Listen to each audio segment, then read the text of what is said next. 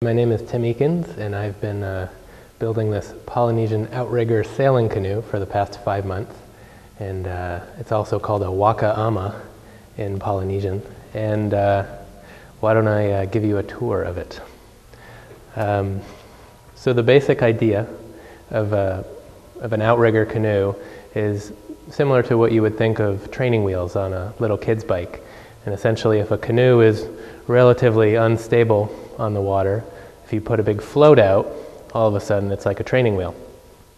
So that's essentially what we have here.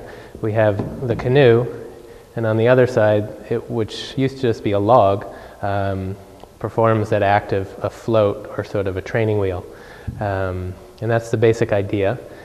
If you've ever canoed before, people think, oh, well, if I get good at paddling a canoe, I don't need a float, or the canoe is actually not rocking that much because I know what I'm doing.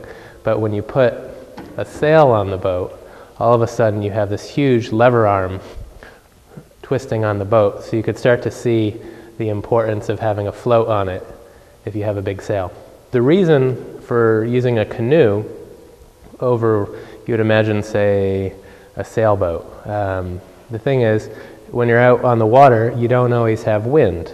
So it's nice to have a boat that you can paddle when there's no wind, and that you can sail leisurely when there is. So that's the idea behind a sailing canoe. And the Polynesians figured that out thousands of years ago.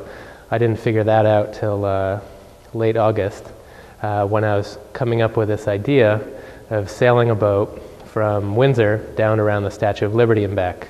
I first looked into, what did I start with? Little sailboats, and then, the problem of not much wind on the Connecticut River. Well, how do you can paddle a sailboat, but it's not something you want to do for any length. And then I thought of a rowboat. Problem with the rowboat is you're always looking back, and I guess you can kind of paddle rowboats forward, but that's not very efficient.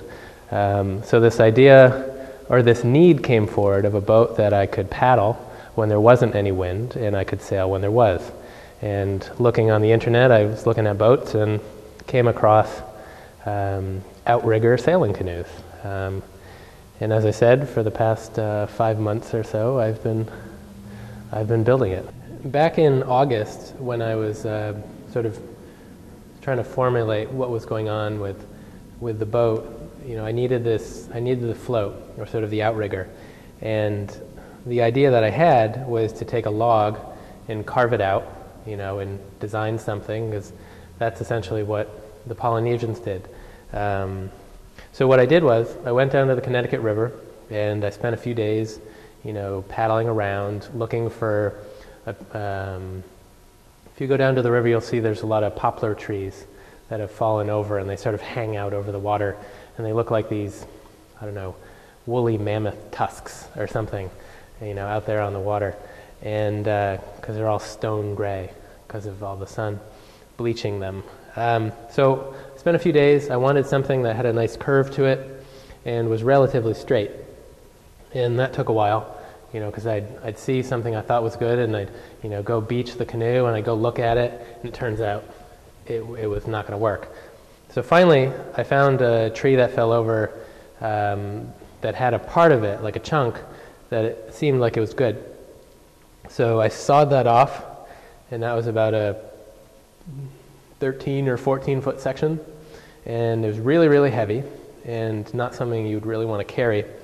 So I lashed it to the side of the canoe. And the first time I tried that, I strung it off of the back, and then it turned sideways, and I couldn't paddle anymore. It was like a sea anchor. So then I decided, okay, I'll lash it to the side, and that's also very, very hard to do. The boat just didn't want to go anywhere, because it was actually really windy that day. But I tried paddling, and I made some headway until I hit that sandbar where the Farmington River and the Connecticut River meet, and I just kind of got stuck. So at that point, I just unhooked the log, and I just dragged it, across the Farmington River, wading across, and I threw it up on the shore, and then came back down with a truck to pick it up. So there I was. I had this big log, but it it doesn't look like a log anymore, does it? The first thing I had to do was to lighten it. I didn't know that beforehand. I just went to test out, see if it was balanced, and I put it in the water, and the float, or the log, was about a foot below the water because it was just so damn heavy. The first thing was, recognizing I need to make this much lighter. At one point I thought maybe I should just throw this log into the woods. It's not going to work. Maybe I have to go get some fiberglass or foam thing. But I thought better of it, and what occurred to me is just, bore it out, and that'll decrease the weight. And as such, same surface area, less weight, greater buoyancy. So I spent maybe 2 days with a chisel, and I chiseled out the whole inside of it such that it just looked like the shell of it. And so at that point I had sort of a hollow log. And at that point a lot of people have experience with insulating foam. You can buy it at something, Home Depot or Lowe's, usually for insulating a wall. So it's sort of an expanding foam, and I filled that in, and then I covered that with a 1/4-inch plywood, and then ultimately I wrapped the whole thing in fiberglass. So it's pretty strong. I think it'll hold up. And I had to use a separate log to make the feathers because I wasn't lucky enough to have a log that bulged perfectly like that. So I went back down to the river, and I got another log, and I lashed it to my back, and this one was only about that long. And then I walked a couple miles home. People looked at me like I was very strange, but that's okay. And then I set to carving the feathers for the back of the log.